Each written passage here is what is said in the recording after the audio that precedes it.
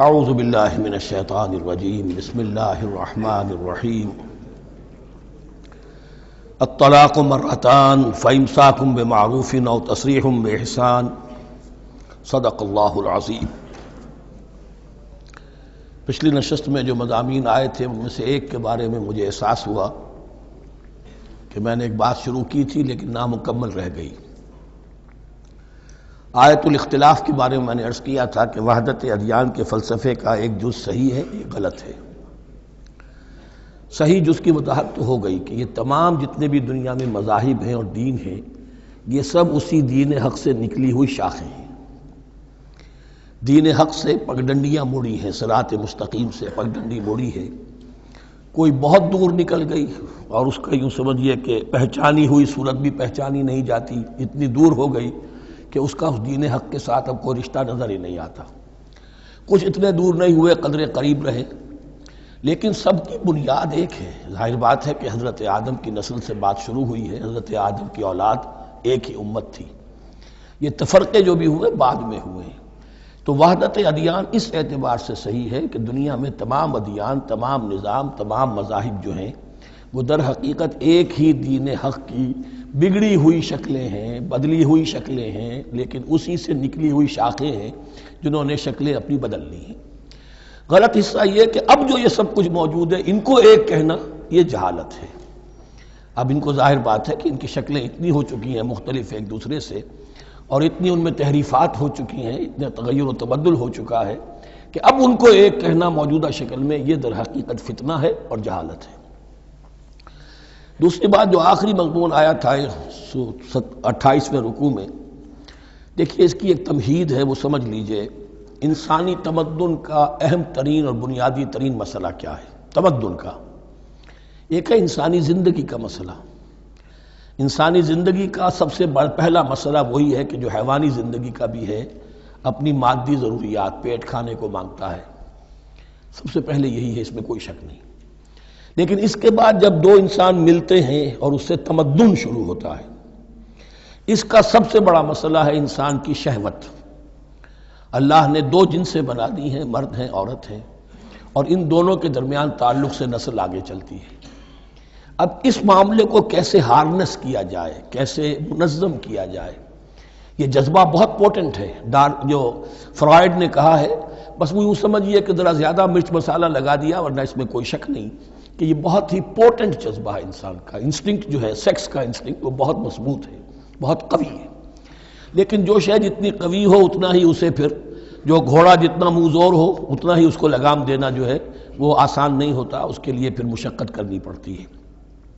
تو اب اگر تو اس سیکس کو اوپن کر دیا جاتا، کھلا سیکس، فری سیکس، آج کل یہ لفظ استعمال ہوتا ہے، فری سیکس، کیوس ہوتا، تمدن میں فساد ہو جاتا۔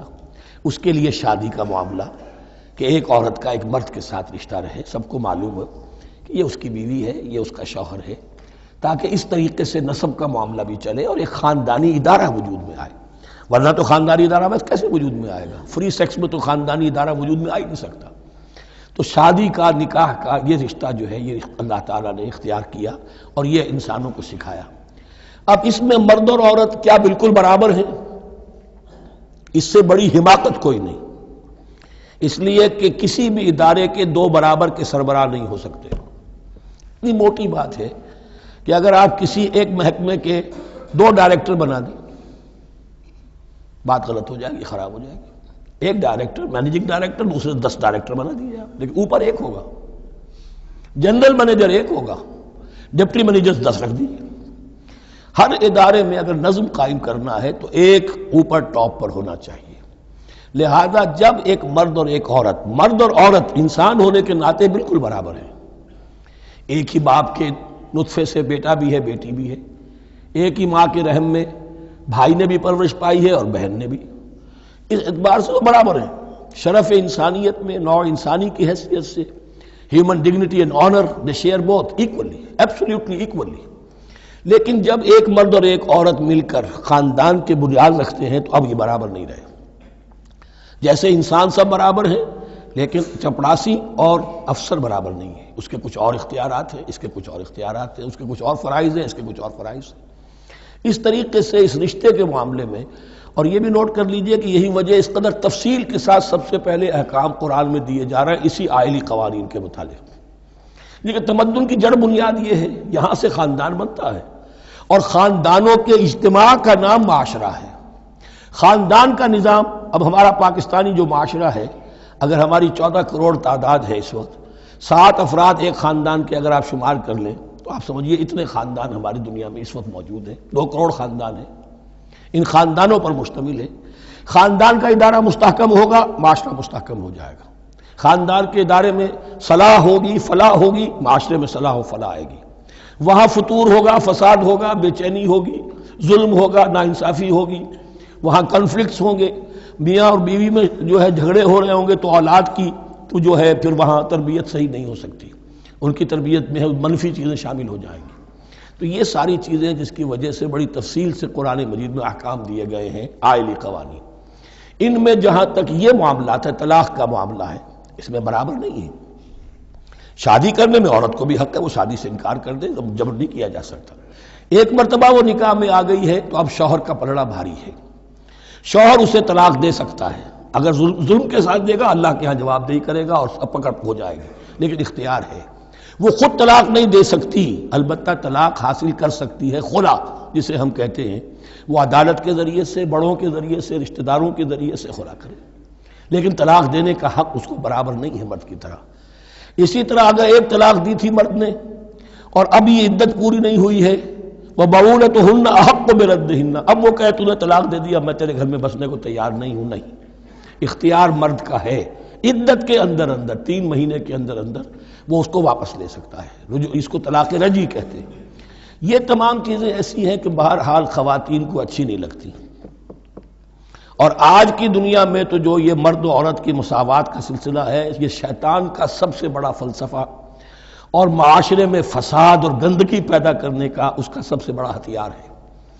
اور اب جو کچھ رہی صحیح اقدار ہماری ایشیا کے ممالک جو ہیں، زیادہ تر مسلمان ممالک ہیں، ان میں خاندانی نظام کی جو بچی کھچی شکل رہ گئی ہے اس کو برباد کرنے کے لیے یہ قاہرہ کانفرنس اور بیجنگ کانفرنس، اس ایشیا کا گھیراؤ دونوں طرف سے، مشرق سے اور مغرب سے، کہ عورت کو آزاد کرو، عورت کو اٹھاؤ، ایمینسیپیشن کے نام پر، آزادی کے نام پر، اور مرد و عورت کی مساوات کے نام پر، تاکہ خاندانی نظام ٹوٹ کر رہ جائے جیسے کہ ان کے ہاں ٹوٹ چکا ہے. خاندانی نظام نے، یہ کلنٹن صاحب نے کہا تھا اپنے سال 9 کے میسج میں کہ عنقریب ہماری قوم، امریکن نیشن، بہت جلد اس کی اکثریت حرامزادوں پر مشتمل ہوگی، born out of wedlock, وہ کسی شادی کے نکاح کے نتیجے میں کوئی وجود میں نہیں آئے ہیں، زنا کے نتیجے میں وجود آئی بھی قوم ہوگی. 1 پیرنٹ فیملی رہ گئی ہے، ماں ہی باپ ہے اور وہی ماں ہے، اور وہ دونوں وہ جانتے ہی نہیں.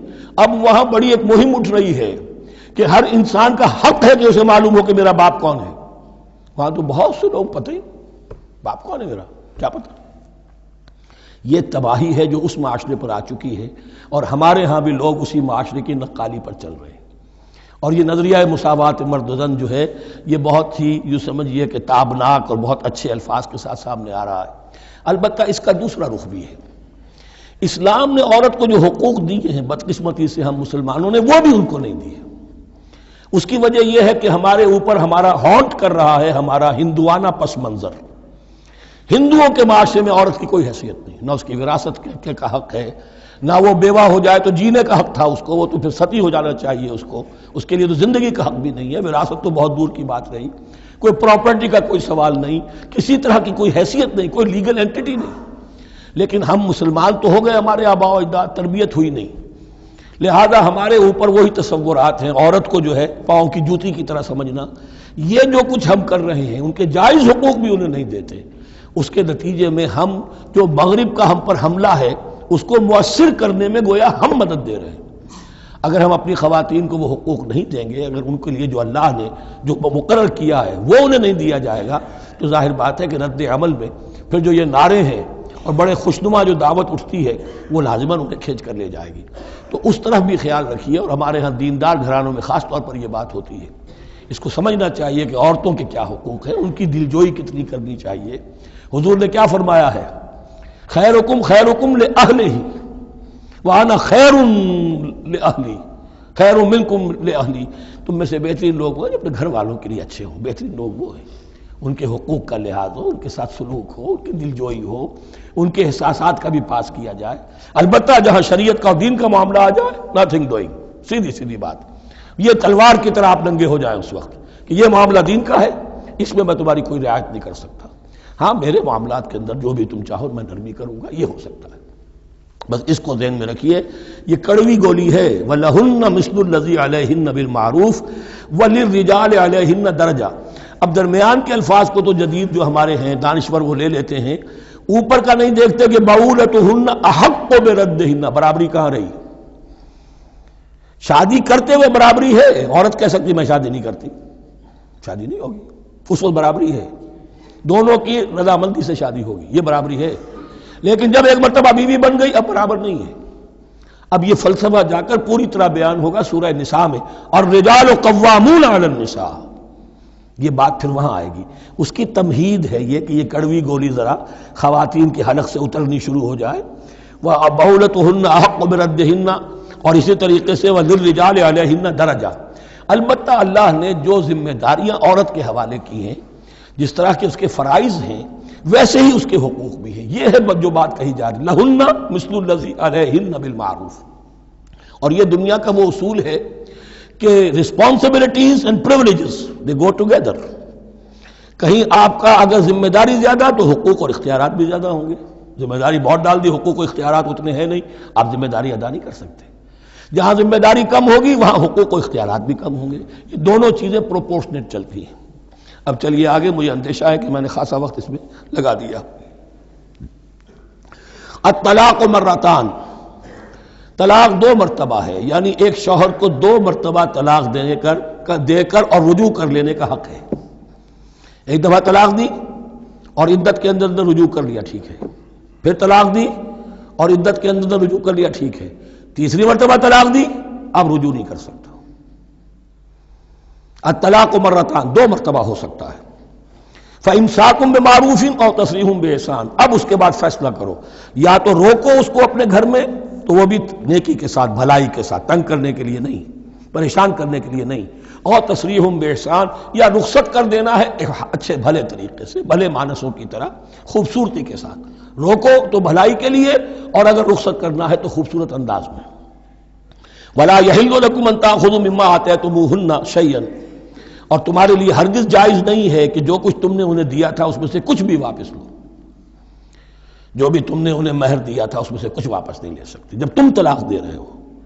ہاں اگر عورت طلاق مانگے تو اسے اپنے مہر میں سے کچھ چھوڑنا پڑے گا، یہ دوسری بات ہے، لیکن جب بر طلاق دے رہا ہے تو پھر وہ نہیں روک اس کو اس میں سے جو بھی کچھ دیا ہو، یہاں تک کہ آیا ہے کہ اگرچہ تم نے ان کو احداہن قنطارا، سونے کے ڈھیر دیے ہوں، ان میں سے بھی کچھ نہیں لے سکتے واپس۔ وَلَا يَحِلُّ لَكُمْ أَن تَأْخُذُوا مِمَّا آتَيْتُمُوهُنَّ شَيْئًا إِلَّا أَن يَخَافَا أَن لَا يُقِيمَا حُدُودَ اللَّهِ، البتہ اگر وہ دونوں یہ سمجھیں کہ ہم حدود اللہ کو قائم نہیں رکھ سکیں گے، مراد کیا ہے کہ فیملی لائف کے ضمن میں جو اللہ نے احکام دیے ہیں، جو آداب ہیں، جو ان کے مقاصد ہیں، وہ ہمارے مابین اتنی موافقت مزاجی نہیں ہے کہ ہم ساتھ چل سکیں۔ ایک عورت اگر یہ محسوس کرتی ہے فَإِنْ خِفْتُمْ أَلَّا يُقِيمَا حُدُودَ اللَّهِ فَلَا جُنَاحَ عَلَيْهِمَا فِي مَا افْتَدَتْ بِهِ، پھر اگر اس کا یہ خیال ہے کہ یہ نہیں رکھ سکیں گے تو پھر کوئی حرج نہیں ہے ان دونوں پر کہ جو کچھ دے دلا کر عورت فدیے میں اپنے آپ کو چھڑا لے، یعنی کہہ کہ ٹھیک ہے تم نے مجھے 10 لاکھ مہر دیا تھا، میں 5 لاکھ تمہیں واپس کرتی ہوں، یا تم نے 10 لاکھ کا میرا مہر رکھا تھا، میں خلا مانگ رہی ہوں، میں صرف 5 لاکھ کا تم سے تقاضا کرتی ہوں، اسے اپنے مہر میں سے کچھ چھوڑنا ہوگا، یہ فدیہ ہے۔ تلک حدود اللہ فلا تعتدوها، یہ اللہ کے حدود ہیں، ان سے تجاوز مت کرو۔ دیکھیے روزے وغیرہ کے ضمن میں فلا تقربوها، اور یہاں فلا تعتدوها، اس لیے کہ یہاں بڑے دھڑلے سے آدمی جو ہے وہ ان حدود کو پامال کر جاتے ہیں، قانون یہی رہ جاتا ہے، روح اس کی ختم ہو جاتی ہے۔ وَمَن يَتَعَدَّ حُدُودَ اللَّهِ فَأُولَٰئِكَ هُمُ الظَّالِمُونَ، اور جو اللہ کے حدود سے تجاوز کرتے ہیں وہی ظالم لوگ ہیں۔ فَإِن طَلَّقَهَا، اب اگر تیسری مرتبہ طلاق دے دی، الطلاق مرتان تو ہو چکا نا، اس کے بارے میں سارے احکام آ گئے، لیکن اب اگر دے دی مراد ہے تیسری مرتبہ، فَإِن طَلَّقَهَا فَلَا تَحِلُّ لَهُ مِن بَعْدِ حَتَّىٰ تَنكِحَ زَوْجًا غَيْرَهُ، تو اب وہ اس کے لیے جائز نہیں ہوگی جب تک کہ وہ عورت کسی اور شوہر سے شادی نہ کرے، اس کو حلالہ کہتے ہیں۔ لیکن یہ حلالہ کروانا یا کرنا اور کسی کے ساتھ یہ معاہدہ کرنا تم شادی کر لو پھر طلاق دے دینا، اس پر لعنت فرمائی ہے، حضور نے لعنت فرمائی ہے۔ اور ہمارے ہاں علم میں آتی ہے، یہ بات سننے میں آتی ہے کہ بہت سے علماء نے اس کو دھندا بنا رکھا ہے۔ حلالہ مولوی مشہور ہیں مختلف شہروں کے اندر، فَإِن طَلَّقَهَا فَلَا تَحِلُّ لَهُ مِن بَعْدُ حَتَّى تَنكِحَ زَوْجًا غَيْرَهُ فَإِن طَلَّقَهَا، پھر اگر وہ بھی دوسرے شادی کی دوسری جگہ پر، اس عورت نے اس شوہر سے بھی نہیں بنی، اس نے بھی طلاق دے دی، فَلَا جُنَاحَ عَلَيْهِمَا أَن يَتَرَاجَعَا، تو اب کوئی گناہ نہیں ہوگا ان دونوں پر کہ وہ رجوع کر لیں، پہلے سابق شوہر سے شادی کر لیں۔ یعنی عورت کو شاید عقل آ گئی ہو، کوئی اسی کی زیادتی تھی کہ پہلے شوہر کے ہاں بس نہیں سکی، اب دوسری مرتبہ کا تجربہ ہو گیا تو اس کے کان ہو گیا کہ کوئی غلطی میری ہی ہے، اب شاید دوبارہ وہ اپنے شوہر کی طرف، سابقہ شوہر کی طرف رجوع کرنا چاہے تو اس کی اجازت ہے۔ ان ظنا یقیما حدود اللہ، اگر ان کو یہ یقین ہو کہ وہ اللہ کے حدود کی پاسداری کر سکیں گے۔ اللہ کے حدود جو ہیں احکام شریعت، ان کو بہرحال مد نظر رکھنا ہے اور فائق رکھنا ہے۔ وَتِلْكَ حُدُودُ اللَّهِ يُبَيِّنُهَا لِقَوْمٍ يَعْلَمُونَ، اور یہ وہ حدود ہیں اللہ کے جن کو وہ واضح کر رہا ہے، کھول کھول کر بیان کر رہا ہے ان لوگوں کے لیے کہ جو علم حاصل کرنا چاہیں۔ ترجمہ یہ ہوتا ہے عام طور پر جنہیں علم حاصل ہے، اصل میں کسی وقت فعل کو طلب فعل کے معنی میں استعمال کیا جاتا ہے عربی زبان میں، یعلمون جو جاننا چاہیں، جن کے اندر طلب ہے علم کی۔ وَإِذَا طَلَّقْتُمُ النِّسَاءَ فَبَلَغْنَ أَجَلَهُنَّ، تو جب تم لوگ اپنی بیویوں کو طلاق دو اور پھر وہ اپنی عدت پوری کر لیں، فَأَمْسِكُوهُنَّ بِمَعْرُوفٍ أَوْ سَرِّحُوهُنَّ بِمَعْرُوفٍ، تو اب چاہو تو روکو انہیں لیکن معروف طریقے سے، اور چاہو تو انہیں رخصت کر دو وہ بھی اچھے طریقے پر۔ وَلَا تُمْسِكُوهُنَّ ضِرَارًا لِتَعْتَدُوا، اور دیکھو ایسا نہ کرو کہ تم روکو انہیں تنگ کرنے کے لیے۔ اچھا ذرا اس کی میں اور خبر لوں گا رجوع کر کے، ذرا اگر تو طلاق ہو گئی تو آزاد ہو جائے گی، غصہ اتنا چڑھا ہوا ہے کہ ابھی وہ غصہ ٹھنڈا نہیں ہوا ہے، رجوع کر رہا ہے اس لیے کہ اسے اور پریشان کروں، اسے اور تکلیفیں پہنچاؤں۔ تو اب یہ کیا ہوا، قانون تو اجازت دے رہا ہے لیکن تم نے قانون کا مذاق اڑایا، تم نے اللہ کی دی ہوئی اس اجازت کا ناجائز استعمال کیا۔ ہاں اگر بسانے کا واقعی ارادہ ہو گیا ہے تو ضرور تم رجوع کر لو، رجوع کا حق تمہیں ہے، لیکن اگر یہ نہیں ہے، پریشان کرنا ہے، فلا تمسکوہن ولا تمسکوہن ضرارا لتعتدوا، ضدم ضدہ ان پر زیادتی کرنے کے لیے، ستانے کے لیے۔ ومن یفعل ذلک فقد ظلم نفسہ، اور جو کوئی بھی یہ کام کرے گا اس نے اپنی جان پر ظلم ڈھایا۔ ولا تتخذوا آیات اللہ ہزوا، اور دیکھو اللہ کی آیات کو مذاق اور کھیل نہ بنا لو، ٹھٹھا نہ بنا لو۔ یہ اچھی طرح جان لیجئے، لا از لا and there can be law which has no flaw. Flawless law is impossible. اس لیے تقوی، اللہ کا خوف ہر جگہ پر بار بار، ورنہ تم اللہ کی شریعت کا تماشا بنا دو گے، ٹھٹھا بنا دو گے۔ ولا تتخذوا آیات اللہ ہزوا واذکروا نعمت اللہ علیکم، اور یاد کرو، ذکر کرو، شعور کرو اللہ کے انعامات کا جو تم پر ہوئے ہیں۔ وما انزل علیکم من الکتاب والحکمت، اور جو اس نے نازل فرما دی ہے تم پر اپنی کتاب، اپنی شریعت اور حکمت، یعظکم بہ، اس کے ذریعے سے تمہیں نصیحت کر رہا ہے، سیدھا راستہ بتا رہا ہے۔ واتقوا اللہ، اللہ کا تقوی اختیار کرو۔ واعلموا ان اللہ بکل شیء علیم، اور جان لو کہ اللہ تعالیٰ کو ہر چیز کا حقیقی علم حاصل ہے۔ وَإِذَا طَلَّقْتُمُ النِّسَاءَ فَبَلَغْنَ أَجَلَهُنَّ فَلَا تَعْضُلُوهُنَّ أَن يَنكِحْنَ أَزْوَاجَهُنَّ إِذَا تَرَاضَوْا بَيْنَهُم بِالْمَعْرُوفِ، اور جب تم عورتوں کو، اپنی عورتوں کو طلاق دے دو پھر وہ اپنی عدت پوری کر لیں، تو مت آڑے آؤ اس میں کہ وہ عورتیں پھر نکاح کر لیں اپنے سابق ازواج سے، اذا تراضوا بینہم بالمعروف، جبکہ وہ آپس میں رضامند ہو جائیں بھلے طریقے پر۔ یعنی اگر طلاق مغلظ نہیں ہے، دیکھیے ایک طلاق ہوتی ہے بائن، پہلی طلاق دوسری طلاق، یہ جب تک عدت ختم نہیں ہوئی طلاق رجعی کہلاتی ہے، اس کے دوران شوہر کو رجوع کرنے کا حق ہے۔ عدت پوری ہو گئی، اب یہ بائن ہو گئی، اب شوہر اور بیوی کا جو رشتہ ہے ٹوٹ گیا۔ اب اگر نکاح ہوگا تو دوبارہ ہوگا، اس میں عورت کی مرضی کو دخل ہے، عدت کے اندر عورت کی مرضی کو دخل نہیں ہے، لیکن عدت کے بعد اب عورت کو اختیار ہے، اب تو نکاح ثانی ہوگا، سوائے طلاق مغلظ کے۔ تیسری طلاق اگر ہو گئی ہے تو پھر جب تک اس کا نکاح کسی اور سے نہ ہو جائے، وہ بھی طلاق دے دے، تو ان کے درمیان نکاح نہیں ہو سکتا۔ گویا کہ یہ دو طلاقوں کے بعد اگر پھر یہ لوگ جب کہ طلاق بائن ہو چکی ہو وہی عورت وہی مرد پھر نکاح کرنا چاہیں تو اب تم آڑے مت آؤ۔ ہوتا کیا ہے، عورت کے بھائی ہیں، اب انہیں غصہ چڑھا ہوا، اس بدماش نے یہ کچھ کیا تھا، اس نے تمہیں ایسے ایسے ستایا تھا، اس نے یہ کیا تھا، اب تمہیں ہم شادی نہیں کرنے دیں گے اس کے ساتھ۔ نہیں، یہ کام تمہارا نہیں ہے۔ اگر وہ اذا تراضوا بینہم، اگر وہ باہم راضی ہو جائیں تو تم اب ان کے آڑے مت آؤ۔ بالمعروف ذالک یوعظ بہ من کان منکم یؤمن باللہ والیوم الآخر، یہ وہ چیزیں ہیں جن کی نصیحت کی جا رہی ہے تم میں سے ان کو جو واقعتاً ایمان رکھتے ہو اللہ پر اور یوم آخر پر۔ ان کے اندر ایمان ہی نہیں ہے، ان کے لیے یہ سارا جو ہے بھینس کے آگے بین بجائے جاؤ کیا حاصل ہے، وہ تو پھر اس کو کوئی فائدہ نہیں پہنچے گا۔ ذالک یوعظ بہ من کان منکم یؤمن باللہ والیوم الآخر ذالکم ازکی لکم واطہر، یہ طریقے جو ہیں تمہارے لیے زیادہ پاک ہیں، زیادہ عمدہ ہیں۔ واللہ یعلم وانتم لا تعلمون، اللہ جانتا ہے تم نہیں جانتے۔ اپنی عقل کو مقدم نہ رکھو، یہ اللہ کا علم ہے، اسی نے عورت کو بنایا، اسی نے مرد کو بنایا، اسے مرد بھی عزیز ہے عورت بھی عزیز ہے۔ الخلق عیال اللہ، حضور نے فرمایا تمام مخلوق اللہ کے کنبے کے مانند ہے۔ اللہ کو تو اپنا ہر انسان مرد ہو یا عورت ہو محبوب ہے، پسندیدہ ہے، اس کی تخلیق ہے، اس کا شاہکار ہے، لیکن یہ کہ وہ جانتا ہے کہ عورت کے کیا حقوق ہونے چاہیے، مرد کے کیا ہونے چاہیے۔ لہذا واللہ یعلم وانتم لا تعلمون والوالدات یرضعن اولادہن حولین کاملین، اور والداؤں کے لیے، ماؤں کے لیے ضروری ہے کہ وہ اپنی اولاد کو 2 سال دودھ پلائیں پورا۔ یہ خاص طور پر یہاں تذکرہ ہو رہا ہے جب طلاق کا مسئلہ ہو۔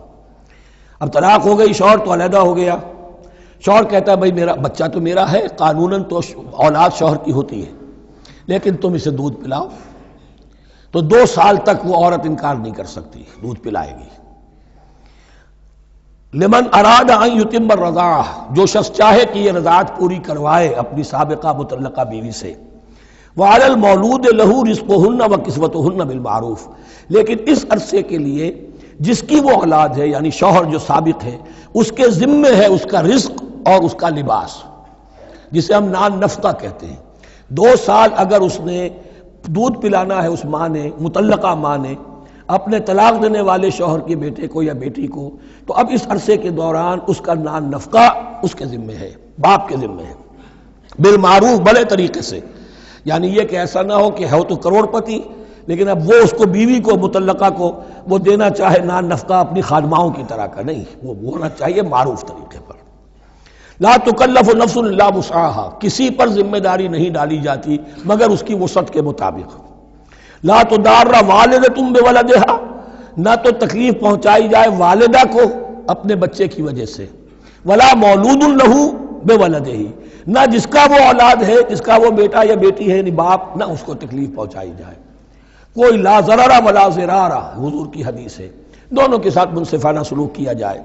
وعلی الوارث مثل ذلک، اب فرض کیجئے وہ شخص جو تھا طلاق دینے والا وہ تو مر گیا، تو وارث کے ذمے، اس کا جو وارث ہے اس کے ذمے نان نفقہ رہے گا، اس کے اپنے مرحوم والد کی اگر اولاد اس کی کسی مطلقہ بیوی کے پاس ہے 2 سال تک دودھ پلانے کے لیے۔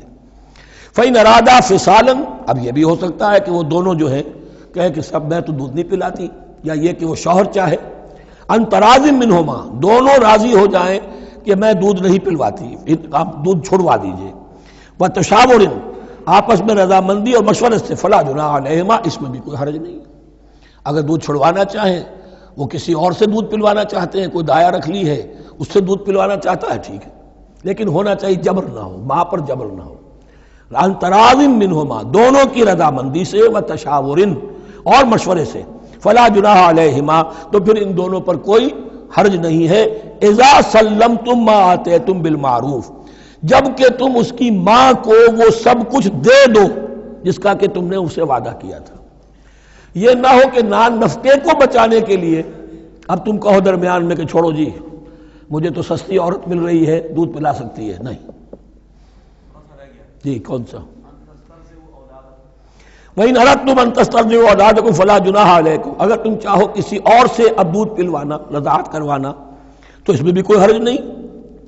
فَلَا جُنَاحَ عَلَيْكُمْ إِذَا سَلَّمْتُمْ مَا آتَيْتُمْ بِالْمَعْرُوف، جبکہ ان کی ماں، اس کی ماں کو تم دے چکو جو کچھ کہ تم نے طے کیا تھا معروف اور بھلے طریقے پر. واتقوا اللہ، اور اللہ کا تقوی اختیار کرو. واعلموا ان اللہ بما تعملون بصیر، اور جان لو کہ جو کچھ تم کر رہے ہو اللہ اسے دیکھ رہا ہے. والذین یتوفون منکم ویذرون ازواجا، اور وہ کہ جو تم میں سے وفات پا جائیں اور وہ چھوڑ جائیں بیویاں. یتربصن بانفسہن، اب یہ عدت جو تھی ایک تھی طلاق کی عدت، وہ 3 ماہواریاں آ جانا، 3 مہینے اندازن، اور ایک ہے جو فوت ہو گیا. اور بیوہ کی عدت کیا ہے؟ والذین یتوفون، جو تم میں سے وفات دے دیے جائیں، منکم تم میں سے، ویذرون ازواجا، پیچھے بیویاں چھوڑ گئے ہوں. یتربصن بانفسہن 4 اشہر و عشرہ، وہ روکے رکھیں اپنے نفسوں کو 4 مہینے اور 10 دن. 4 مہینے 10 دن تک ایک جو بیوہ عورت ہے وہ کوئی اور نکاح نہیں کر سکتی. 4 مہینے 10 دن. فَإِذَا بَلَغْنَ أَجَلَهُنَّ، اور جب وہ اپنی اس مدت تک پہنچ جائیں، یعنی پوری ہو گئی مدت عدت کی، فَلَا جُنَاحَ عَلَيْكُمْ فِي مَا فَعَلْنَ فِي أَنفُسِهِنَّ، تو اب تم پر کوئی گناہ نہیں ہے اس معاملے میں جو وہ اپنے بارے میں کریں. اب وہ آزاد ہے، نکاح کر سکتی ہے. اب تم روکنا چاہو ہماری ناک کٹ جائے گی، یہ بیوہ بیٹھ نہیں سکی، اس سے رہا نہیں گیا، نہیں، غلط بات،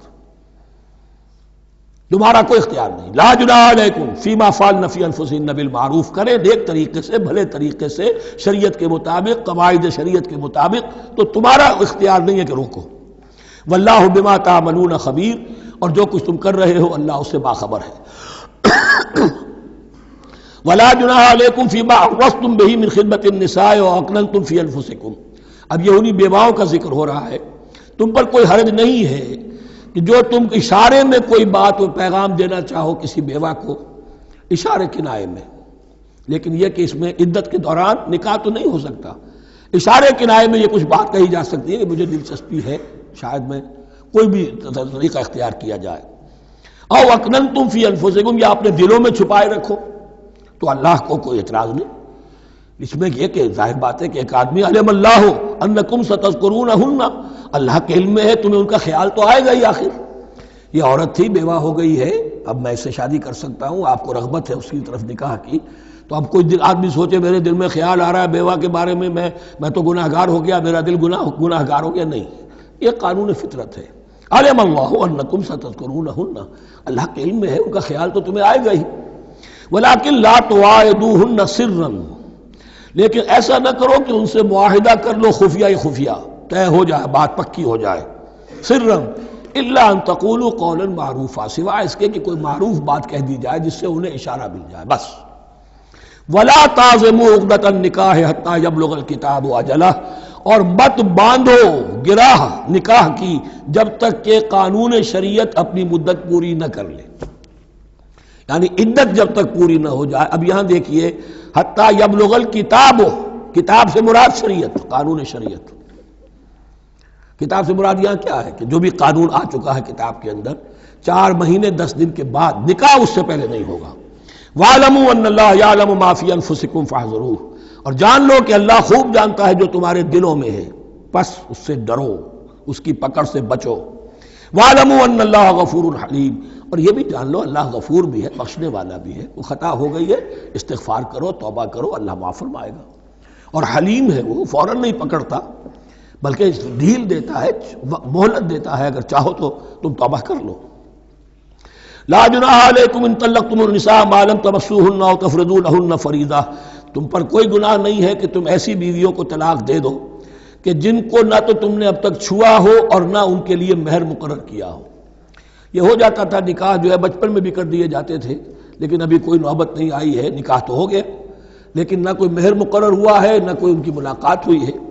تو اگر ایسا کرو گے تو سکتے ہو. وَمَتِّعُوهُنَّ، لیکن شرافت کا تقاضا یہ ہے کہ جو لڑکی تم سے منسوب رہی ہے، اب اگر وہ رشتہ توڑ رہے ہو تو اسے کچھ دے دلا کر، اسے کچھ نہ کچھ متاع، کچھ سامان دنیاوی دے کر. مَتِّعُوهُنَّ عَلَى الْمُوسِعِ قَدَرُهُ وَعَلَى الْمُقْتِرِ قَدَرُهُ، جو وسعت والا ہے، جس کو کشائش حاصل ہے، غنی ہے، وہ اپنی حیثیت کے مطابق، اور جو تنگ دست ہے وہ اپنی حیثیت کے مطابق. متاعًا بالمعروف، اور یہ ساز و سامان دینا جو ہے یہ بھی بھلے انداز میں ہو، ایسا نہ ہو جو خیرات دی جا رہی ہو. حقاً حقا علی المحسنین، یہ حق ہے محسنین پر، یہ سمجھے کہ ہم پر اللہ تعالیٰ کی طرف سے عائد کردہ یہ ذمہ داری ہے۔ وَإِن طَلَّقْتُمُوهُنَّ مِن قَبْلِ أَن تَمَسُّوهُنَّ وَقَدْ فَرَضْتُمْ لَهُنَّ فَرِيضَةً، اور اگر دوسری شکل یہ ہے کہ تم نے طلاق دی ایسی بیوی کو کہ جس کو تم نے چھوا تو نہیں ہے لیکن مہر مقرر ہو چکا تھا، فَنِصْفُ مَا فَرَضْتُمْ، تو اب آدھا مہر جو ہے جو تم نے فرض کیا تھا، جو طے کیا تھا، اس کا آدھا تو تمہیں دینا ہی دینا ہے۔ الا یعفون، الا یہ کہ وہ معاف کر دیں، ہمیں آدھا بھی نہیں چاہیے، یا چلیے ہمیں چوتھائی دے دیجئے۔ او یعفو الذی بیدہ عقدۃ النکاح، یا وہ اس کے اندر جو ہے سخاوت سے کام لے کہ جس کے ہاتھ میں نکاح کی گرہ ہے، گرہ تو مرد کے ہاتھ میں وہ کھول سکتا ہے، عورت طلاق دے نہیں سکتی، لہذا کیوں نہ ایسا کرو کہ تم پورا ہی مہر دے دو۔ فرمایا وَأَن تَعْفُوا، اگر تم درگزر کرو اور زیادہ دو، اقرب للتقویٰ، یہ تقویٰ سے قریب تر ہے۔ وَلَا تَنْسَبُوا الْفَضْلَ بَيْنَكُمْ، اپنے مابین احسان کرنا مت بھولو، اور اپنے مابین جو فضیلت اللہ نے تمہیں دی ہے عورتوں پر اس کو مت بھولو۔ تمہارا پھر ایٹیچیوڈ بھی ایسا ہونا چاہیے کہ تم اپنے بڑے ہونے کے حساب سے ان کے ساتھ نرمی کرو، ان کو زیادہ دو، ان کو جتنا بھی مہر مقرر کیا تھا اس سے بھی زیادہ دے دلا کے رخصت کرو۔ قانون میں تو صرف مہر ہوگا، البتہ قانون یہی ہے کہ اگر انہیں چھوا نہیں ہے، مقاربت نہیں ہوئی ہے، لیکن یہ کہ مہر مقرر ہو چکا تھا تو آدھا مہر تو لازماً دینا ہے۔ آدھا بھی یہ چھوڑ سکتی ہے عورت، لیکن تمہارے لیے بہتر ہے کہ تم پورا دو یا اور زیادہ دو۔ ان اللہ بما تعملون بصیر، یقیناً جو کچھ تم کر رہے ہو اللہ دیکھ رہا ہے۔ حافظوا علی الصلوات والصلاۃ الوسطیٰ، محافظت کرو پوری طرح، چوکس ہو کر، چوکنے ہو کر تمام نمازوں کی، اور خاص طور پر صلاۃ وسطیٰ کی۔ یعنی بار بار جو آ رہا ہے جان لو اللہ جانتا ہے، جان لو اللہ دیکھ رہا ہے، جو کچھ تم کر رہے ہو اللہ کی نگاہ میں ہے، جو کچھ تم کر رہے ہو اللہ باخبر ہے، یہ سارا کچھ جو ہے یہ اللہ کی یاد ذہن میں برقرار رکھنے کے لیے تمہیں نماز دی گئی ہے۔ 5 وقتہ تم حاضر ہو، دنیا کے کاروبار سے نکلو اور آ کر پھر عہد اللہ سے اپنا جو ہے، یہ جو حفیظ کا ایک شعر ہے، آؤ سجدے میں گرے لوح جبی تازہ کریں، سرکشی نے کر دیے دھندلے نقوش بندگی، آؤ سجدے میں گرے لوح جبی تازہ کریں۔ یہاں پر جو ہمارا بندگی کا نقش تھا سرکشی کی وجہ سے وہ دھندلے ہو گئے ہیں۔ سرکشی نے کر دیے دھندلے نقوش بندگی، آؤ سجدے میں گریں لوح جبی تازہ کریں، کہ پھر اس پر اللہ تعالیٰ کے ساتھ جو عہد کیا ہے ایاک نعبد و ایاک نستعین اسے پھر تازہ کریں۔ حافظوا علی الصلوات والصلاۃ الوسطیٰ، صلاۃ وسطیٰ کے بارے میں بہت سے اقوال ہیں، لیکن عام طور پر اس سے مراد عصر کی نماز لی گئی ہے۔ دن میں 2 نمازیں اس سے پہلے ہیں، فجر ہے، ظہر ہے، 2 پھر بعد میں ہیں، مغرب ہے، عشاء ہے۔ وقوموا للہ قانتین، اور کھڑے ہوا کرو اللہ کے سامنے پورے ادب کے ساتھ، یعنی ایک تو رکوع ہے جس میں جھکنا ہے، سجدہ ہے جھکنے کی انتہا ہے، قیام بھی قنوت کے ساتھ ہو، معلوم ہو کہ ایک بندہ اپنے آقا کے سامنے کھڑا ہے، اس کے کھڑے ہونے کے انداز میں بھی معلوم ہو کہ تواضع ہے، عجز ہے۔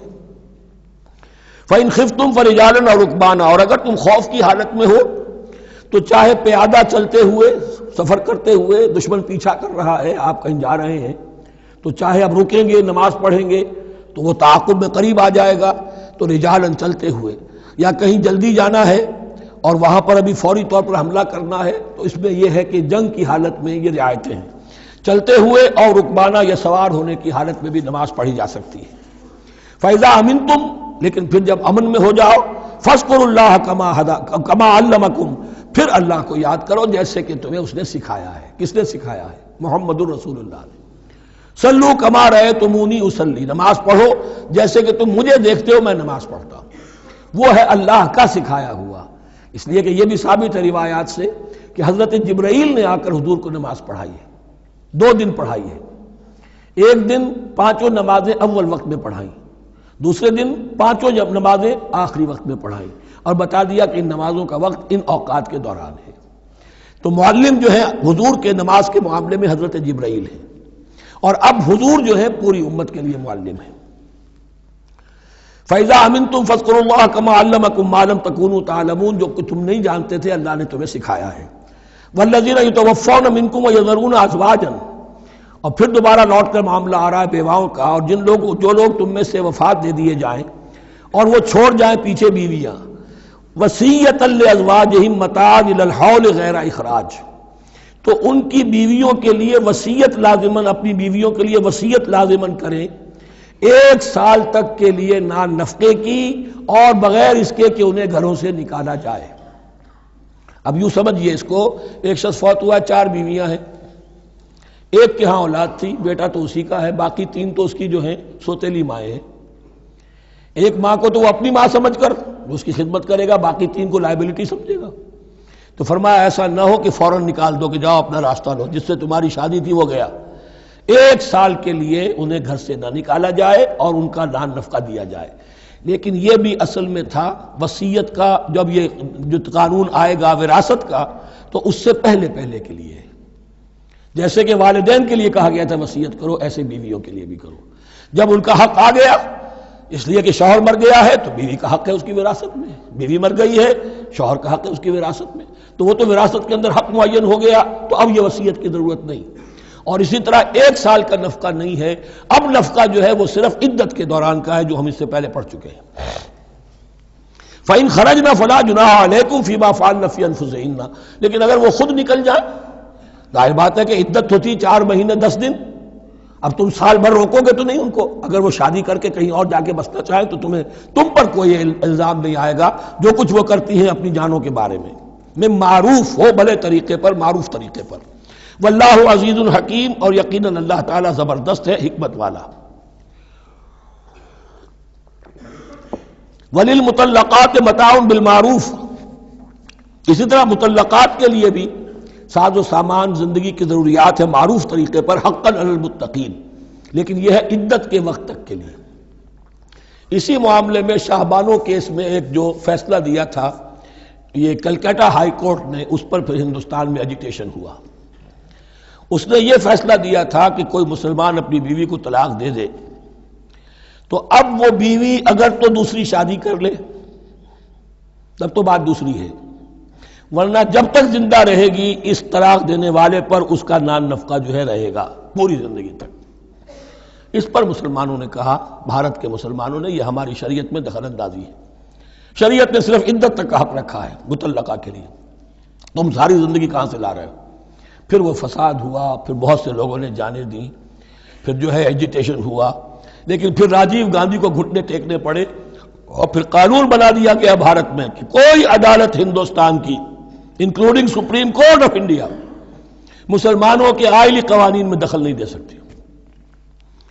میں سلام کیا کرتا ہوں مسلمانان بھارت کو، ہمارے ہاں ایک ڈکٹیٹر نے، فوجی ڈکٹیٹر نے آئلی قوانین بنائے، جنہیں سنیوں نے، شیعوں نے، اہل حدیث نے، بریلویوں نے، دیوبندیوں نے اور جماعت اسلامی کی ٹاپ کی قیادت سب نے یہ کہا کہ یہ غلط قوانین ہیں، اور وہ آج تک چل رہے ہیں۔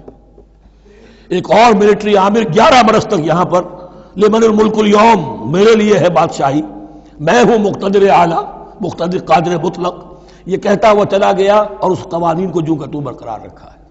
اسی پر بھی میں نے شورا سے استعفیٰ دیا تھا ان کے،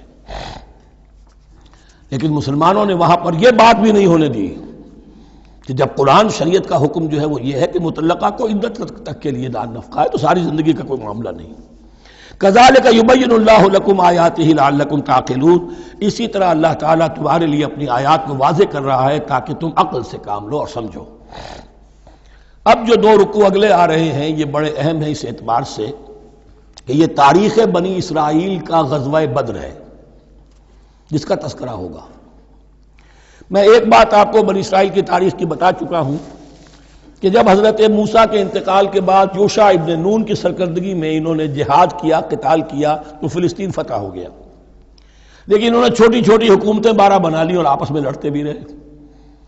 لیکن 300 برس کے بعد پھر صورتحال پیدا ہوئی، وہ واقعہ ہوگا جو اب سامنے آ رہا ہے کہ جب ان کے اوپر دنیا تنگ ہو گئی، آس پاس کے جو کافر اور مشرک لوگ تھے انہوں نے انہیں دبا لیا، بہت سو کو ان کے گھروں سے، ان کے ملکوں سے نکال دیا، تو پھر تنگ آ کر انہوں نے کہا اس وقت کے نبی سے کہ ہمارے لیے کوئی بادشاہ بنا دیجئے، سپہ سالار بنا دیجئے، اب ہم اللہ کی راہ میں جنگ کریں گے۔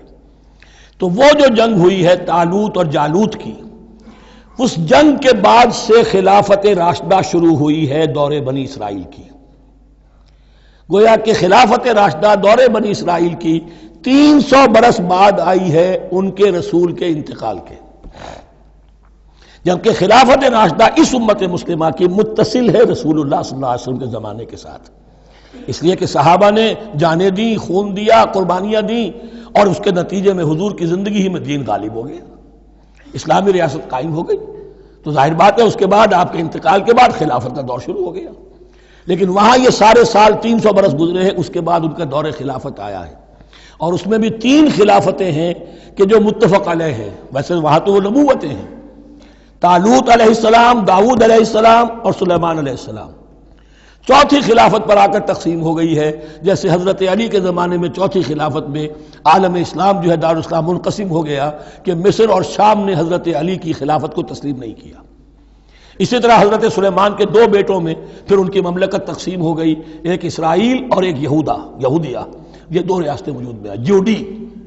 بہرحال یہ جو واقعہ تھا کہ جس کے بعد خلافت راشدہ شروع ہو رہی ہے، اسلام کا غلبہ شروع ہو رہا ہے حضرت موسیٰ کی تاریخ میں، وہ ہے طالوت اور جالوت کی جنگ۔ اس کے لیے اب یہاں پر تذکرہ ہو رہا ہے، اور یہ بھی ایک آئینہ دکھایا جا رہا ہے صحابہ کرام کو، اب یہی مرحلہ تمہیں درپیش ہے۔ غزوہ بدر آیا چاہتا ہے، آئینہ، coming events cast their shadows before, تمہیں پہلے سے بتایا جا رہا ہے۔ الم تر الی الذین خرجوا من دیارہم، کیا تم لوگوں نے غور نہیں کیا، کیا تم نے غور نہیں کیا ان لوگوں کے حال پر کہ جو نکل گئے اپنے گھروں سے، وہم الوف، جبکہ وہ ہزاروں کی تعداد میں تھے، حذر الموت، موت سے ڈر کی وجہ سے، یعنی جب کفار اور مشرکین نے غلبہ کر لیا ان پر اور بہت سے ملکوں سے یہ بھاگے اپنے ملک چھوڑ کر، فقال لهم اللہ موتوا، تو اللہ نے ان سے کہا کہ مر جاؤ، ثم احیاہم، پھر انہیں زندہ کیا۔ یہاں یہ بھی ہو سکتا ہے مراد کہ فی الواقع یہ عمل ہوا ہو، اور یہ بھی مراد ہو سکتا ہے جیسے قوم مر جاتی ہے لیکن پھر اس کا نشأت ثانیہ ہو جاتی ہے، پھر اللہ نے ان کے اندر ایک جذبہ پیدا کر دیا۔ یعنی یہاں پر مرنا اور احیاء جو ہے وہ معنوی ہو، روحانی ہو، اخلاقی ہو، وہ بالفعل جسدی نہ ہو، لیکن اللہ کے اختیار سے باہر نہیں، اس کی قدرت میں ہے، سب کو مار کر بھی دوبارہ جلا سکتا ہے۔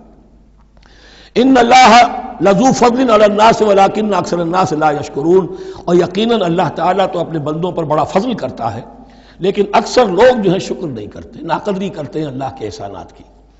لیکن اب وہ غزوہ بدر جو ہے ان کا، سابقہ امت مسلمہ کا، اس کا حال بیان کرنے سے پہلے مسلمانوں سے گفتگو ہو رہی، اس لیے کہ ہے تو ساری ان کے لیے، ان کی ہدایت کے لیے۔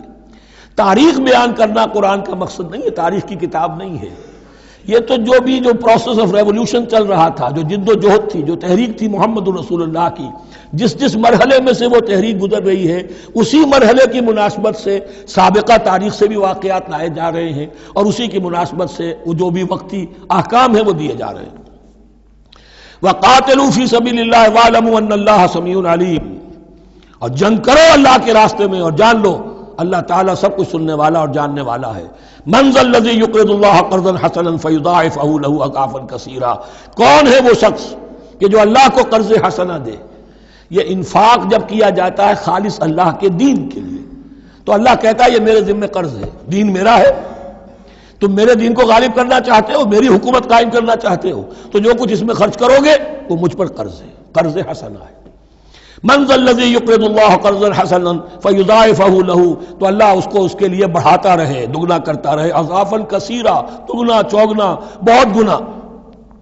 واللہ یقبض ویبسط، اور اللہ کے اختیار میں کسی چیز کو چھوٹا کر دینا، سکیر دینا، اور کھول دینا اور کشائش کر دینا۔ وَإِلَيْهِ تُرْجَعُونَ، اور اسی کی طرف تمہیں لوٹا دیا جائے گا۔ یہاں دیکھیے یہ دونوں چیزیں، جہاد بالنفس اس کی آخری شکل قتال، اور جہاد بالمال اس کے لیے پہلے لفظ آ رہا تھا انفاق، اب قرض حسنہ، اللہ کو قرض حسنہ۔ الم تر الی الملأ من بنی اسرائیل من بعد موسیٰ، کیا تم نے غور نہیں کیا موسیٰ کے بعد بنی اسرائیل کے سرداروں پر، ملا من بعد موسیٰ، اذ قالوا لنبی لہم، جبکہ انہوں نے اپنے نبی سے کہا، یہ تو میں آپ کو حدیث سنا چکا ہوں، کوئی وقت ایسا نہیں گزرا حضرت موسیٰ کے بعد کہ نبی کوئی نہ کوئی موجود نہ رہا ہو، حضرت عیسیٰ تک۔ اس زمانے کے جو نبی تھے ان سے انہوں نے کہا لَهُمْ مُبَعْثُ لَنَا مَلِكًا نُقَاتِلْ فِي سَبِيلِ اللَّهِ، اب ہمارے لیے کوئی بادشاہ مقرر کر دیجئے تاکہ ہم اللہ کی راہ میں قتال کریں، جنگ کریں۔ یہاں بادشاہ سے مراد ہے جو سپہ سالار ہو، نبی ہے تو ظاہر بات ہے کہ نبی کا رتبہ تو بلند رہے گا، لیکن نبی کے تابع ہو کر کوئی شخص کہ جو جنگ کی سپہ سالاری کر سکے اس کو نامزد کر دیجئے۔ قال هل عصیتم ان کتب علیکم القتال الا تقاتلوا، جو نبی تھے، یہ سیموئیل نبی تھے، سیموئیل، یہ آپ اولڈ ٹیسٹمنٹ میں پڑھیں گے، سیموئیل نبی، انہوں نے کہا کہ اس کا بھی اندیشہ ہے کہ جب جنگ فرض کر دی جائے اللہ تو قاتلوا، پھر تم جنگ نہ کرو، یعنی ابھی تو بڑے تمہارے دعوے ہیں، بہادری دکھا رہے ہو، بڑا جوش و خروش ہے، کہیں ایسا تو نہیں ہوگا کہ ادھر سے میں اللہ تعالیٰ سے اجازت بھی لوں جنگ کی اور تمہارے لیے کوئی سپہ سالار یا بادشاہ بھی بنا دوں اور پھر تم جنگ سے کرنی کترا جاؤ۔ قالوا وما لنا الا نقاتل فی سبیل اللہ، ان کا کیسے ممکن ہے کہ ہم اللہ کی راہ میں قتال نہ کریں؟ وقد اخرجنا من دیارنا وابنائنا، جبکہ ہمیں نکال دیا گیا ہے ہمارے گھروں سے اور ملکوں سے اور اپنے بیٹوں سے، یعنی ان کی اولاد کو تو انہوں نے غلام بنا لیا، ان کی عورتوں کو بانیاں بنایا، اب یہ تو نکلے ہوئے ہیں اپنے ملکوں سے، خوف سے بھاگے ہوئے۔ فلما كتب عليهم القتال، تو جب ان پر وہ جنگ فرض کر دی گئی، تولوا الا قليلا منهم، تو پیٹھ پھیر گئے سب کے سب سوائے کچھ لوگوں کے۔ یہ گویا کہ تنبیہ کی جا رہی ہے، مسلمانوں تم بھی بہت کہتے رہے ہو کہ حضور ہمیں جنگ کی اجازت ملنی چاہیے، ہم کب تک یہ ظلم سہیں گے، لیکن ایسا نہ ہو، دیکھو اب جب جنگ کا حکم آئے، اب پڑھ چکے ہم وہ آیت کتب علیکم القتال وہو کرہ لکم، اب اچھی نہیں لگ رہی جنگ، جان تو پیاری ہے، تو اب دکھا دیا گیا وہاں بھی یہ ہوا۔ واللہ علیم بالظالمین، اور اللہ ایسے ظالموں سے خوب باخبر ہے۔ وقال لهم نبیہم، اور ان سے کہا ان کے نبی نے، ان اللہ قد بعث لکم طالوت ملکا، تمہارے لیے اللہ تعالیٰ نے طالوت کو بادشاہ مقرر کیا ہے۔ ان کا نام تورات میں آیا ہے سول یا ساؤل، SAUL۔ اب یہ سمجھ میں نہیں آتا، ہو سکتا ہے کہ اصل نام ساؤل ہو، لیکن چونکہ وہ بہت قداور تھے، طول قداور، اس لیے ان کا ایک صفاتی نام ہو طالوت۔ قرآن مجید نے صفاتی نام لیا ہے کہ وہ بہت قداور تھے۔ قالوا انا یکون له الملک علینا، اب انہوں نے کہا کیسے ہو سکتا ہے کہ اسے بادشاہت ملے ہمارے اوپر، ونحن احق بالملک منہ، ہمیں زیادہ حق حاصل ہے اس کے مقابلے میں کہ ہمیں بادشاہی دی جائے۔ ولم یؤت سعۃ من المال، وہ تو مفلس ہے، اسے تو اللہ نے کوئی زیادہ دولت دی نہیں ہے، کیونکہ ان کے معیار تو یہی تھے، جو دولت مند ہے وہی صاحب عزت ہے۔ قال ان اللہ اصطفاہ علیکم، اب نبی نے کہا اب جو چاہو کہو، اللہ نے اس کو چن لیا ہے تم پر، یہ فیصلہ اب ہو چکا، اللہ کا فیصلہ ہے، ڈیوائن ججمنٹ ہے، ڈیوائن ڈیسیجن ہے، کین ناٹ بی ریووکڈ۔ وزادہ بسطۃ فی العلم والجسم، اور اسے کشادگی عطا کی ہے علم اور جسم دونوں چیزوں میں، قداور ہے، طاقتور ہے، اور اسی طریقے سے علم اور فہم دیا ہے۔ تم دولت دیکھتے ہو، اللہ نے چنا ہے ان دو چیزوں کی بنا پر، جسمانی طاقت، جسمانی قوت، اس دور میں ظاہر بات ہے اس کی بہت ضرورت تھی، اور دوسرے یہ کہ اسے علم دیا ہے، فہم دیا ہے، سمجھ دی ہے، دانش دی ہے۔ واللہ یؤتی ملکہ من یشاء، اور اللہ تعالیٰ جس کو چاہتا ہے اپنی بادشاہت دے دیتا ہے۔ واللہ واسع علیم، اللہ بہت سمائی والا ہے، واسع، اس کی وسعت جو ہے وہ اتھا ہے، اور علیم، اور سب کچھ واسع علیم، جاننے والا ہے، یعنی وہ جس کو جو کچھ دیتا ہے بربنائے علم دیتا ہے، کون اس کا مستحق ہے۔ وقال لهم نبيهم ان آیۃ ملکہ ان یاتیکم التابوت فیہ سکینۃ من ربکم وبقیۃ مما ترک آل موسیٰ وآل ہارون تحملہ الملائکہ، اور ان سے کہا ان کے نبی نے کہ طالوت کی بادشاہت کی ایک نشانی یہ ہوگی کہ وہ صندوق جو تمہارے سے جاتا رہا چھن چکا ہے، جس میں سکینہ ہے، تمہارے لیے تسکین کا سامان ہے تمہارے رب کی طرف سے، اور بقیت مما ترک آل موسیٰ و آل ہارون، اور کچھ تبرکات ہیں جو آل موسیٰ اور آل ہارون کے اس صندوق میں رکھے ہوئے ہیں، تحملہ الملائکہ، وہ ملائکہ کی تحویل میں ہے۔ اب ان کی بادشاہی کی علامت کے طور پر وہ صندوق تمہارے پاس واپس آ جائے گا۔ اصل میں یہ تابوت سکینہ جو ہے یہ ان کا ایک بڑا لکڑی کا صندوق ہے، اب بھی ہے، ان کا دعویٰ ہے کہ موجود ہے، اور مسجد اقصیٰ کے نیچے جو سرنگ ہے اس میں موجود ہے۔ بعض ذرائع سے فوٹو لے کر بھی انہوں نے ڈاکومنٹری فلم بھی ابھی دکھا دی ہے کہ موجود ہے۔ نبوکدنضر نے جب گرایا تھا 586 قبل مسیح میں، جو حضرت سلیمان کا بنایا ہوا ہیکل تھا، اس کے تہخانے میں وہ رہتا تھا، اور وہیں پر جو ربائی تھے وہاں موجود تھے، ربانیین، تو جب گرایا گیا ہے اس کو، ہیکل کو، تو اسی میں وہ دب گئے ہیں، لیکن وہ چاروں طرف سے جو بھی تہخانہ تھا بند ہو گیا ہوگا، اور وہاں پر ان کی لاشیں بھی ہیں اور تابوت سکینہ بھی ہے۔ لیکن ہوا یہ تھا کہ جب ان کے پڑوسی ملکوں نے انہیں شکستیں دی تو وہ تابوت سکینہ بھی چھین کر لے گئے۔ اب اس میں گویا کہ ان کے لیے بہت بڑی بات تھی کہ ان کے لیے کم سے کم ایک دل کی روحانی تسکین کا سامان تھا. ہمارے پاس حضرت موسیٰ کے تبرکات ہیں، عصائے موسیٰ اس میں ہے، رکھا ہوا ہے، اب بھی ہے. اسی طریقے سے اس میں وہ جو جن تختیوں پر تورات لکھی ہوئی دی گئی تھی حضرت موسیٰ کو، وہ موجود ہے، ان کے کہنے کے مطابق اب بھی ہے. تو اس طریقے سے ان کے لیے تسکین ہوتی تھی، جیسے کہ مسلمان کو خانہ کعبہ کو دیکھ کر تسکین ہوتی ہے. تو فرمایا اس میں تمہارے لیے سکینت بھی ہے اور تمہارے آل موسیٰ اور آل ہارون کے تبرکات بھی ہیں. تحملہ الملائکہ، اس وقت وہ ملائکہ کی تحویل میں ہوا یہ کہ جہاں وہ تابوت لے گئے ان کے دشمن، وہاں پلیگ آ گئی. انہوں نے سمجھا کوئی نحوست ہے اس کے اندر جس کی وجہ سے پلیگ آ گئی ہے. انہوں نے ایک چھکڑے کے اوپر اس کو رکھا اور بیلوں کو ہانک دیا، جاؤ جدھر جانا ہے. تو حضرت سموئیل نے ان سے کہا کہ طالوت کا اللہ کی طرف سے نامزد کیے جانا ایک علامت اس کی یہ ہوگی کہ وہ تمہاری تسکین کا سامان جو تم سے چھن گیا تھا، ان کے عہد عمارت میں یا ان کے عہد ملوکیت میں تمہیں واپس مل جائے گا، اور وہ فرشتوں کی تحویل میں ہے. تو ایک روز وہ چھکڑا جو ہے وہ لیے ہوئے وہ تابوت ان کے ہاں پہنچ گیا. ان فی ذلک لآیۃ لکم ان کنتم مؤمنین، یقیناً اس میں تمہارے لیے نشانی ہے اگر تم ماننے والے ہو. فلما فصل طالوت بالجنود، اب جب حضرت طالوت اپنے لشکروں کو لے کر چلے، ان میں سے جو لوگ تو انکار کر گئے رہ گئے، جو لوگ چلے ساتھ ان کو لے کر چلے. قال ان اللہ مبتلیکم بنہر، انہوں نے فرمایا اپنے لشکر والوں سے اللہ تعالیٰ تمہاری ایک آزمائش کرے گا ایک نہر سے، دریا سے. یہ جو ہے جارڈن ریور جارڈن، اس کو کراس کر کے پھر حملہ کرنا تھا.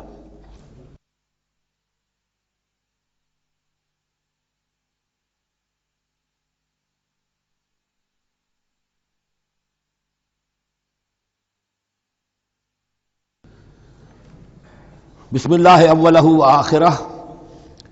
فلما فصل طالوت بالجنود، تو جب طالوت اپنے لشکروں کو لے کر چلے، قال ان اللہ مبتلیکم بنہر، تو انہوں نے کہا کہ اللہ تعالیٰ تمہاری آزمائش کرے گا ایک دریا سے، یعنی دریائے اردن.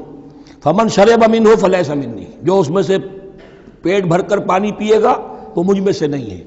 ومن لم یطعمہ فانہ منی، جو اس میں سے پانی نہیں پیے گا وہ میرا ساتھی ہے.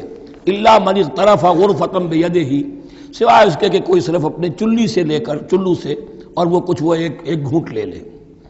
یہ اصل میں ہر کمانڈر کے لیے ضروری ہوتا ہے کہ کسی بھی بڑی جنگ سے پہلے اپنے ساتھیوں کا مورال دیکھے، ڈسپلن کی حالت دیکھے. تو جیسے حضور نے بھی غزوہ بدر سے قبل مشاورت کی تھی کہ مسلمانوں ایک لشکر آ رہا ہے جنوب سے کیل کانٹے سے لیس، اور ایک قافلہ آ رہا ہے شمال سے، اور اللہ نے ان دو میں سے ایک کا وعدہ کیا تمہیں ضرور ملے گا، بتاؤ کدھر چلے. اندازہ ہو گیا کچھ لوگ جو کمزوری دکھا رہے تھے انہوں نے کہا چلے جی پہلے قافلہ لوٹ لیں، اور جو لوگ تھے باہمت انہوں نے کہا جو حضور آپ کی ارادہ ہو، جو آپ کا منشا ہو. تو یہاں بھی انہوں نے اس سے ٹیسٹ کیا ہے کہ آیا وہ میرے حکم کی پابندی کرتے ہیں یا نہیں کرتے. فشربوا منہ، تو ان سب نے بہتوں نے پیا اس میں سے خوب جی بھر کر. الا قلیلا منہم، سوائے ان میں سے بہت کم تعداد میں. فلما جاوزہ ہوا والذین آمنوا معہ، تو جب گزرے اس دریا کے پار اترے وہ اور وہ لوگ جو ان کے ساتھ ساتھیہ اہل ایمان رہے تھے. یعنی پہلی سکریننگ پہلے ہو چکی تھی جو قتال ہی کے منکر ہو گئے تھے، اور اس کے بعد دوسری ہو گئی ہے کہ جو اس چھلنی میں سے نہیں نکل سکے، وہ پانی پی کر بے سدھ ہو گئے. یہ ایسا ہی ہے جیسے غزوہ احد میں حضور صلی اللہ علیہ وسلم کے ساتھ 1000 آدمی مدینے سے نکلے تھے اور پھر عین وقت پر 300 آدمی ساتھ چھوڑ کر چلے گئے. تو جب انہوں نے دریا پار کر لیا، انہوں نے اور ان کے ساتھی اہل ایمان نے، قالوا لا طاقت لنا اليوم بجالوت وجنودہ، تو انہوں نے کہا کہ ہمارے اندر تو واقعتاً طاقت نہیں ہے کہ ہم جالوت کا اور اس کے لشکروں کا مقابلہ کر سکیں.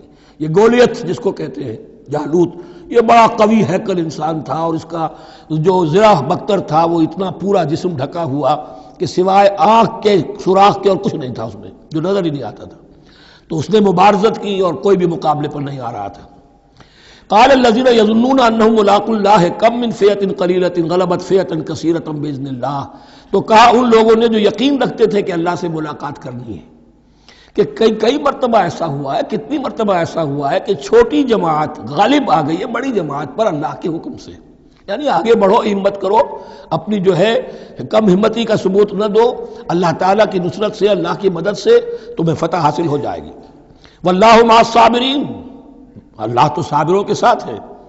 ولما برزوا لجالوت وجنودہ، تو جب وہ سامنے آئے جالوت اور اس کے لشکروں کے، برزا ظاہر ہو جانا، سامنے آمنے سامنے آ جانا، اب ادھر ان کا لشکر ہے طالوت علیہ السلام کا، اور ادھر وہ جالوت کا لشکر ہے۔ قالوا، اب انہوں نے دعا کی، ربنا افرغ علینا صبرا، اے اللہ ہم پر صبر انڈھیل دے۔ یہ افرغ کا لفظ ہوتا ہے کسی برتن سے پانی اس طرح گرا دینا کسی کے اوپر کہ وہ برتن خالی ہو جائے، گھڑوں پانی ڈال دینا یا کچھ اور برتن میں سے۔ افرغ علینا صبرا، ہم پر صبر انڈھیل دے، صبر کی بارش فرما دے۔ ربنا افرغ علینا صبرا وثبت اقدامنا، اور ہمارے قدموں کو جما دے، وانصرنا علی القوم الکافرین، اور ہماری مدد فرما ان کافروں کے مقابلے میں۔ یہی دعا گویا کہ تلقین کی جا رہی ہے اہل ایمان کو کہ جب بدر کے موقع پر تمہارا مقابلہ ہوگا تو تمہیں یہ دعا کرنی چاہیے۔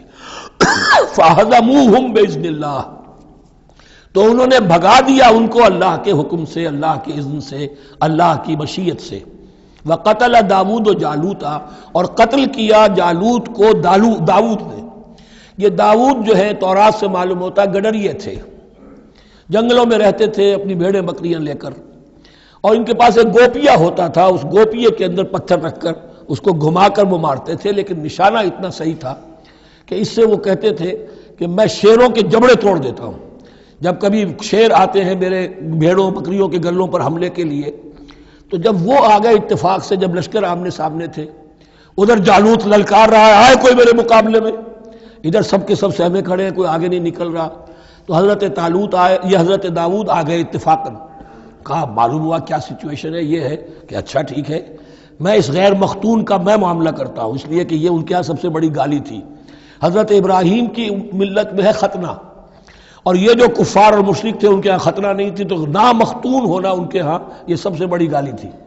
اس نامختون کا پھر جو ہے میں اس کو کیفر کردار تک پہنچاؤں گا، میرے پاس یہ گوپیا ہے اور میں تو شیروں کے جبڑے توڑ دیا کرتا ہوں۔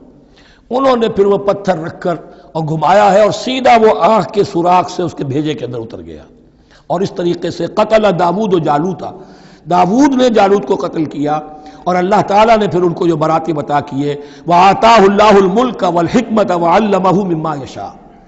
ایک تو یہ کہ طالوت علیہ السلام نے اپنی بیٹی کا نکاح ان سے کر دیا، داماد ہو گئے، اور پھر انہی کو وارث بنایا، یہ بادشاہ ہوئے۔ اللہ نے ان کو ہی ملک دیا، حکومت دی، بادشاہت دی، اور حکمت بھی دی، نبوت بھی دی، یہ دونوں اعتبارات سے ان کو اللہ تعالیٰ نے سرفراز فرمایا۔ وَعَلَّمَهُ مِمَّا يَشَاءُ، اور پھر اسے سکھایا جو کچھ کہ اللہ نے چاہا۔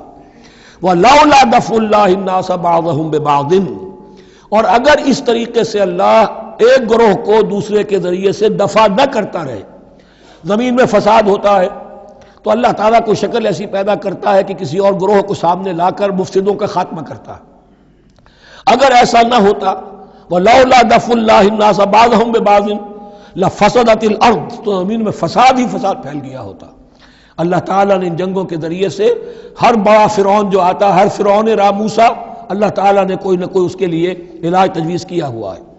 وَلَوْلَا دَفْعُ اللَّهِ النَّاسَ بَعْضَهُمْ بِبَعْضٍ لفسدت الارض ولكن اللہ ذو فضل علی العالمین، لیکن اللہ تعالیٰ تو تمام جہانوں پر بڑا فضل کرنے والا ہے۔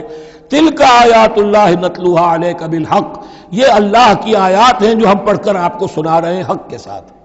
یہ قول گویا کہ حضرت جبرائیل کی طرف منسوب ہوگا، یہ اللہ کی آیات ہیں اے مسلمانوں، اے محمد صلی اللہ علیہ وسلم، جو ہم آپ کو سنا رہے ہیں حق کے ساتھ۔ وَإِنَّكَ لَمِنَ الْمُرْسَلِينَ، اور یقیناً اے محمد صلی اللہ علیہ وسلم آپ رسولوں میں سے ہیں۔ تِلْكَ الرُّسُلُ فَضَّلْنَا بَعْضَهُمْ عَلَى بَعْضٍ، ایک بہت اہم قانون بیان ہو رہا ہے، ان رسولوں میں سے ہم نے بعض کو بعض پر فضیلت دی ہے۔ یہ میں پہلے بیان کر چکا ہوں کل، تفریق بین الرسل کفر ہے، تفضیل یہ قرآن سے ثابت ہے، کوئی افضل ہے اور کوئی مفضول ہے، کسی کو کسی اعتبار سے فضیلت ہے، کسی کو کسی اور اعتبار سے فضیلت، جزوی فضیلت ہے، مختلف لوگوں کی ہو سکتی ہے، کلی فضیلت تمام انبیاء اور رسول پر محمد الرسول اللہ کو حاصل ہے۔ تلک الرسل فضلنا بعضهم علی بعض منهم من کلم اللہ، ان میں سے وہ بھی تھے جن سے اللہ نے کلام فرمایا، حضرت موسیٰ علیہ السلام۔ ورفع بعضهم درجات، اور بعضوں کے اور کسی اعتبار سے درجات بڑھا دیے۔ وآتینا عیسی ابن مریم، اور ہم نے عیسیٰ ابن مریم کو البینات بڑے کھلے معجزے دیے، وَأَيَّدْنَاهُ بِرُوحِ الْقُدُسِ اور ان کی مدد فرمائی حضرت جبرائیل کے ساتھ۔ وَلَوْ شَاءَ اللَّهُ مَا اقْتَتَلَ الَّذِينَ مِن بَعْدِهِمْ مِن بَعْدِ مَا جَاءَتْهُمُ الْبَيِّنَاتُ لیکن اللہ چاہتا تو یہ آپس میں نہ لڑتے جھگڑتے، نہ یہودیوں کی آپس میں جنگیں ہوتی، نہ یہودیوں اور نصرانیوں کی ہوتی، نہ نصرانیوں کے فرقے ایک دوسرے سے لڑتے۔ وَلَوْ شَاءَ اللَّهُ مَا اقْتَتَلَ الَّذِينَ مِن بَعْدِهِمْ مِن بَعْدِ مَا جَاءَتْهُمُ الْبَيِّنَاتُ اس کے بعد کہ ان کے پاس واضح تعلیمات آ چکی تھیں۔ وَلَٰكِنِ اخْتَلَفُوا لیکن انہوں نے اختلاف کیا۔ فَمِنْهُمْ مَنْ آمَنَ وَمِنْهُمْ مَنْ كَفَرَ ان میں وہ بھی ہیں جو ایمان لے آئیں گے اور ان میں وہ بھی ہیں جو کفر پر اڑ گئے ہیں۔ وَلَوْ شَاءَ اللَّهُ مَا اقْتَتَلُوا اگر اللہ چاہتا ان پر لازم کر دیتا، یعنی جبرن تکوینی طور پر، تو اختلاف نہ کرتے جھگڑتے نہ۔ وَلَٰكِنَّ اللَّهَ يَفْعَلُ مَا يُرِيدُ لیکن اللہ تو کرتا ہے جو چاہتا ہے۔ اللہ نے جو دنیا کو اس حکمت پر بنایا ہے کہ یہ دنیا کی زندگی آزمائش ہے، آزمائش کے لیے آزادی دی ہے، تو جو شخص غلط راستے پر جانا چاہے اسے آزادی ہے، جو صحیح راستے پر آنا چاہے اسے آزادی ہے۔ بارک اللہ لی و لکم فی القرآن العظیم ونفعنی وإیاکم